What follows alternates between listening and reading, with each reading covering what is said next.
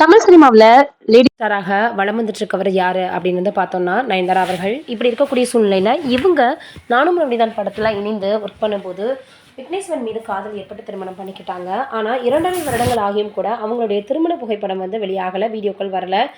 ஏன் என்ன ஆச்சு அப்படின்னு பலருமே கேட்டு வந்துட்டு இருந்தாங்க. ஆனால் அதற்கு பின்னாடி தனுஷ் அவர்கள் தான் காரணம் அப்படின்னு இப்போ சமீபத்தில் நயன்தாரா அவர்கள் மிகப்பெரிய அளவில் ஒரு உள்ளத்துக்கு போட்டிருக்காங்க அப்படின்னு தான் சொல்லணும். என்ன சொல்லியிருக்காங்க அப்படின்னா, நாங்கள் இந்த மாதிரியாக நானும் அப்படிதான் படத்தில் வரக்கூடிய கிளிப்பிங்ஸை யூஸ் பண்ணிக்கலாமா அப்படின்னு சொல்லி கேட்டிருக்காங்க. ஆனால் அதற்கு தனுஷ் அவர்கள் நான் வந்து என்ஓசி தர முடியாது அப்படின்னு வந்து சொன்னதாக கேள்விப்பட்டிருக்காங்க.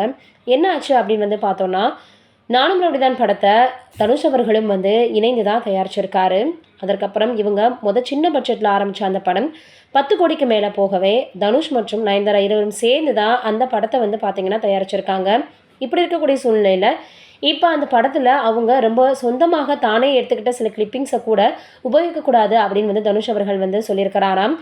இதையும் தாண்டி விக்னேஸ்வரன் அவர்கள் பல பக்கங்களில் இருந்தும் தனுஷ் அவர்களுக்கு ப்ரெஷர் கொடுத்துருக்காரு. சினிமா துறை ரீதியாகவும் அரசியல் ரீதியாகவும் அவருக்கு ப்ரெஷர் போயிருக்கு. அதோட தனுஷ் அவர்களுடைய மேனேஜருக்கு கால் பண்ணி முதல்ல இந்த மாதிரி நானும் அப்படிதான் படத்தில் இருக்கக்கூடிய சில வரிகளை சில வந்து பார்த்தோன்னா கிளிப்பிங்ஸை யூஸ் பண்ண போகிறோம் அப்படின்ற மாதிரி சொல்லியிருக்காங்க போல். இதற்காக ஒரு என்ஓசியை நீங்கள் எனக்கு தட்டி விடுங்க அப்படின்னு சொல்லியிருக்காரு. ஏன்னா விக்னேஷ் சிவனும் தனுஷ் அவர்களுடைய மேனேஜரும் நீண்ட நாள் நண்பராக இருந்திருக்காங்க. இருந்தாலும் 2-3 நாட்கள் ஆகியும் கூட அவங்களுக்கு வந்து பார்த்திங்கன்னா சரியான ஒரு விளக்கம் வரல, ஓகே சொல்லி கூட வந்து பார்த்திங்கன்னா எந்த ஒரு மெசேஜும் வரல அப்படின்றத தெரிஞ்சுக்கிட்டு மறுபடியும் வந்து தனுஷ் அவர்களுடைய மேனேஜருக்கு ப்ரெஷர் போட்டிருக்காரு விக்னேஷ் சிவன். ஆனால் இது ஒரு கட்டத்தில் தனுஷ் அவர்களுடைய காதுக்கு போகவே அவர் என்னால் என்ஓசி தர முடியாதுன்னு நேரடியாகவே சொல்லியிருப்பார் போல். இதனால் நாங்கள் இருவருமே உண்ணாவிரதம் இருக்க போகிறோன்னு விக்னேஷ் சிவன் அவர்கள் சொல்லியிருக்காரு. ஆனால் இப்போ நயன்தாரா அவர்கள் வந்து இந்த மாதிரி தனுஷ் அவர்கள் தான் என்னுடைய ஆல்பத்தை வெளியிட முடியாமல் ரொம்பவே தடுக்கிறாரு, முட்டுக்கட்டையாக இருக்கார் அப்படின்னு பல விஷயங்களை சமூக வலைதளங்களில் பேசி வந்துட்டுருக்காங்க.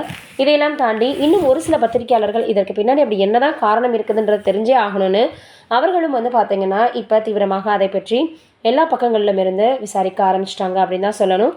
எதற்காக ஒருத்தவங்க வந்து இந்த மாதிரியெல்லாம் மற்றவர்களினுடைய பர்சனல் விஷயத்தை வந்து வெளியிட முடியாமல் தடுக்கணும்னு சில சொன்னாலும் கூட இன்னும் நிறைய பேர் தனுஷ் அவர்கள் பக்கம்தான் இருக்காங்க. ஏன்னா நயன்தாரா அவர்கள் வந்து தன்னுடைய மேரேஜ் கிளிப்பிங்ஸை அதோட மேரேஜ் வீடியோவை அவங்க இன்னொருத்தவங்களுக்கு வந்து பார்த்தோன்னா விற்று அதை காசு பார்க்கும் பொழுது தான் வந்து தயாரித்த படத்தில் இருக்கக்கூடியதை யூஸ் பண்ணக்கூடாதுன்னு சொல்கிறதுக்கு அவருக்கு ரைட்ஸ் கிடையாதுன்னு பல பேர் வந்து தனுஷ் அவர்களினுடைய பக்கம் தான் நிற்கிறாங்க. இதில் யார் தான் வந்து பார்த்திங்கன்னா கடைசியாக வெற்றியடைய போகிறா அப்படின்றது தெரியல. நம்ம பொறுத்து வந்து பார்ப்போம். நீங்கள் என்ன நினைக்கிறீங்க இது போன்ற விஷயங்களை பற்றின்றதை மறக்காமல் கீழே இருக்கக்கூடிய கமெண்ட்டில் சொல்லுங்கள். நன்றி, வணக்கம்.